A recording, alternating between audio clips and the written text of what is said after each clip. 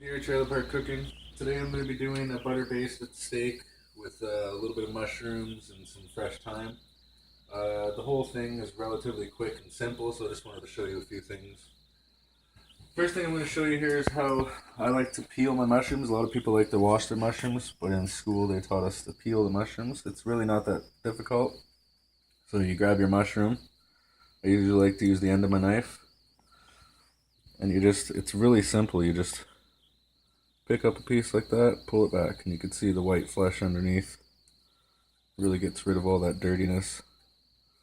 And it keeps your mushrooms from, like, I think when you wash your mushrooms, they get a little bit slimy, so I don't really like to wash them. But as you can see, it's really easy. You don't have to worry about what it looks like if you're peeling too much or too little. And then when you get to the stem, you just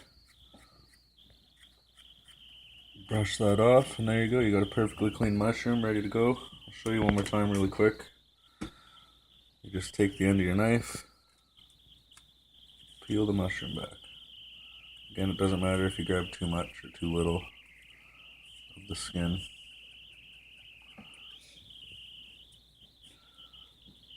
You can see here it comes off relatively easy, and again the mushroom's nice and clean. Not everybody wants to eat some manure. Get rid of all that, and there you go, mushrooms done. I'll save those for the end. I got the steak here. Now, seems to be a pretty big controversy around whether or not to get your steak at room temperature or to just start cooking right away. So I think if you ask 10 different chefs, you'll get 10 different answers, really.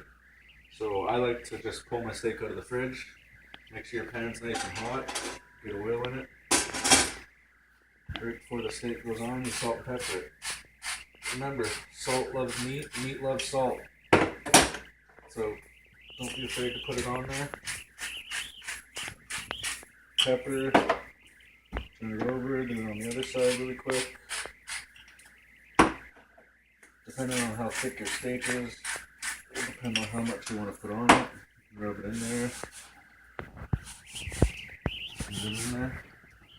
This part you always want to drop it away from you, so towards the stove, just so you don't get splashed. And then you let it cook. With experience, you get, some people like to, there's tricks to tell if your steak's done or not. So one of the easiest ways is touch your finger to your thumb here, and that's rare, and then it goes up from there. Medium rare, done, and well done.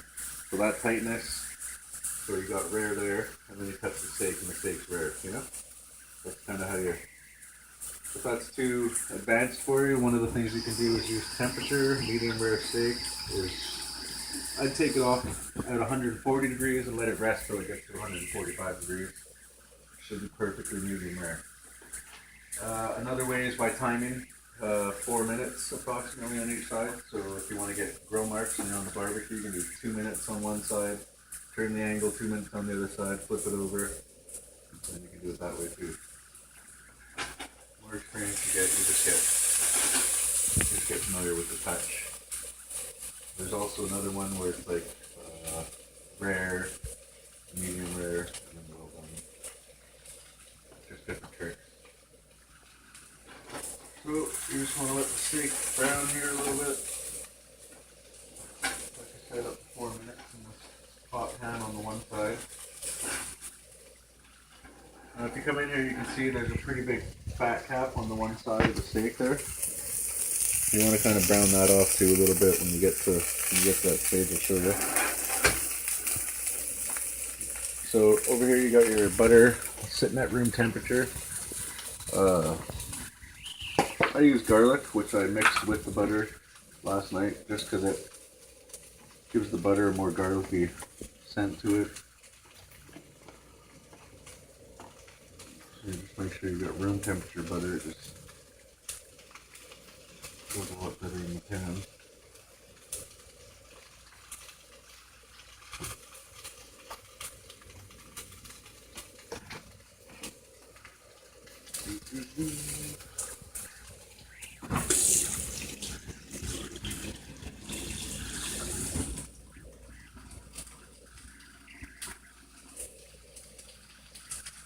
So I should also talk. This piece of meat is actually not a top.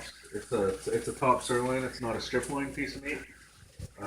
Strip loins are a little bit more expensive. This steak costs about $4, and it's got fat in it. As long as you cook it properly, I mean, you can cook any piece of meat and make it come out the greatest. You just got to make sure you cook it properly. So.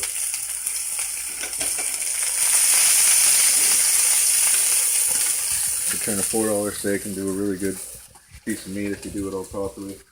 Another thing is don't use forks or meat forks to poke your steak and flip it, because that's just asking for all the juices to come out of it. You pierce the meat, obviously the juice is going to pour out, so tongs work good.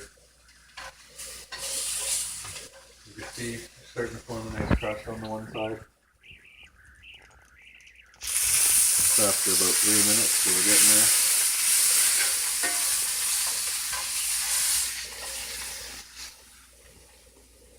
You get to about the 4-minute mark, you want to turn it over.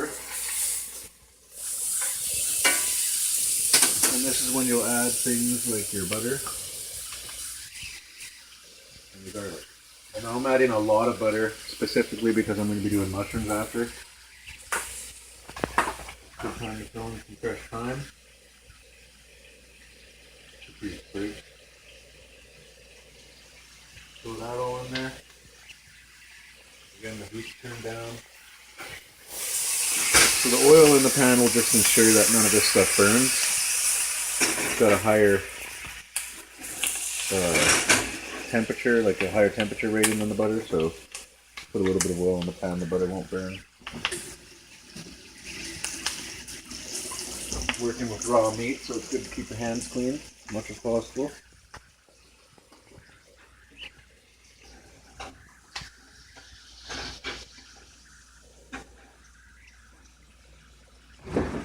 So at this point, you grab a spoon, you fill your pan, keep it so that it's on the burner, heat doesn't go away, and then you just baste it with the butter. Baste it with the garlic too, make sure the thyme gets in there. The thyme, the butter, the garlic, it all just adds extra flavor to the steak. Makes for a really good end product.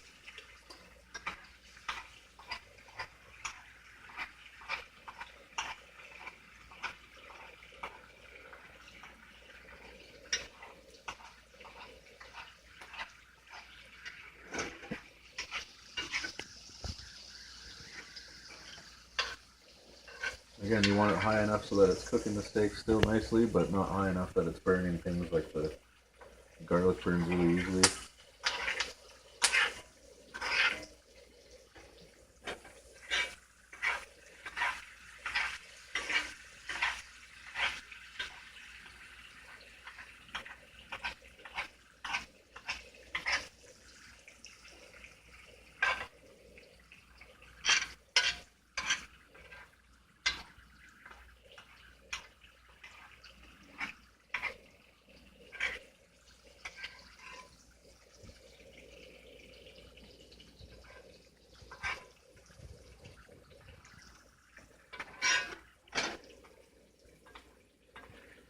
Keep doing that. You can check your doneness. It's getting there.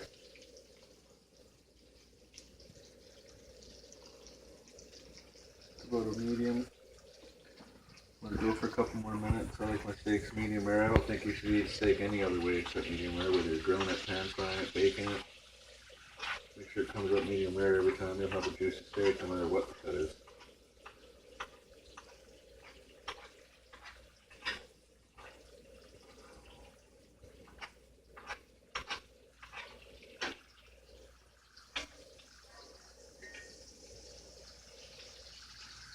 So at this point I'll flip it over, get that fat cap melting down a little bit.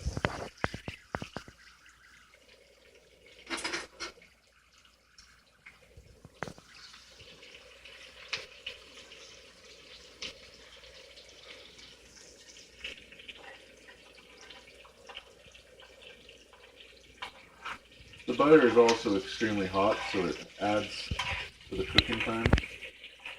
Basting it, getting a nice even cook over the whole thing. The garlic in there, add some flavor.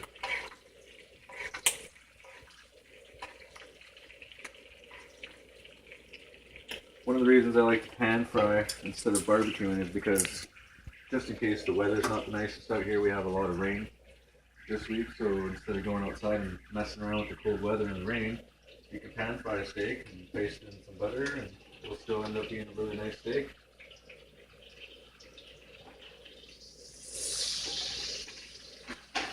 Okay, so at this point, we went through some technical difficulties. As I said, this is Trailer Park Cooking, not Food Network Stars, so you have to bear with us on the Trailer Park Cooking technical difficulties.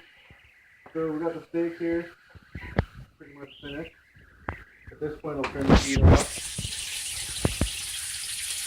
I'm going to leave the thyme and the garlic in there for the vegetables, the mushrooms. You take your steak off. I'm going to put this on a plate. And then you let it rest. Now, it's a good idea to tent it. Keep some of that heat in there. Again, the reason you're going to let this rest is because once you heat the steak up, all those juices and molecules and everything go all crazy and they go all over the place. So you want to rest it so all the juices and stuff can go back into the middle of the steak and stay in there so that when you cut it, your juices aren't pouring all over the place. So I tent it just to keep the heat in there. Now you got all these canned juices, and butter and garlic and thyme still all in there, so this is a good time to add the mushrooms. So I'll cut the mushrooms.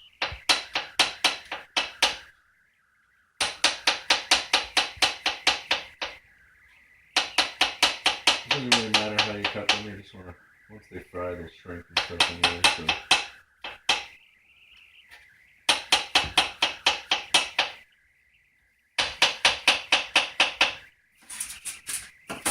Into the pan they go.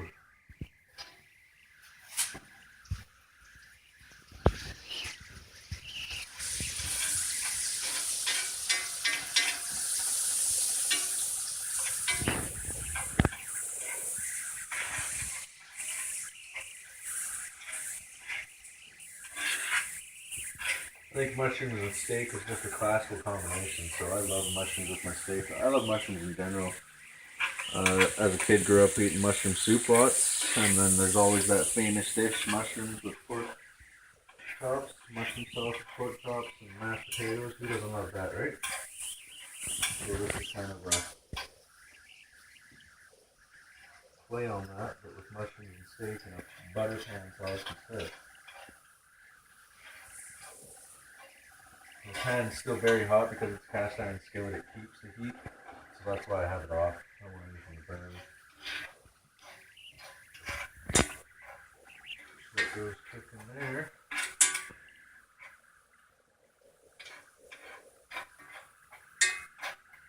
A good rule of thumb for if you're wondering how long you let the steak rest for, I usually do it for about half the total cooking time. So if your total cooking time is 6 minutes, you let your steak rest for 3 minutes, and so on. Just a good rule of thumb.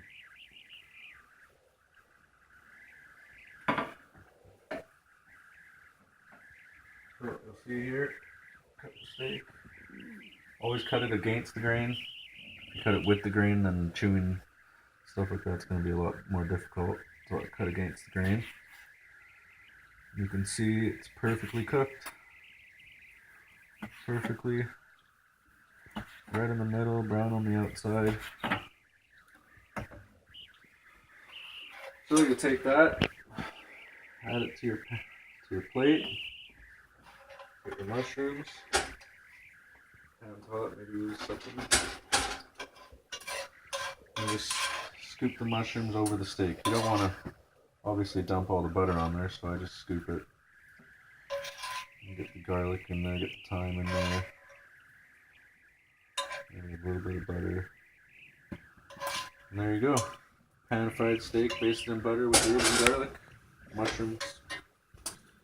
Make sure you subscribe to my page if you like it. I'll get more videos up.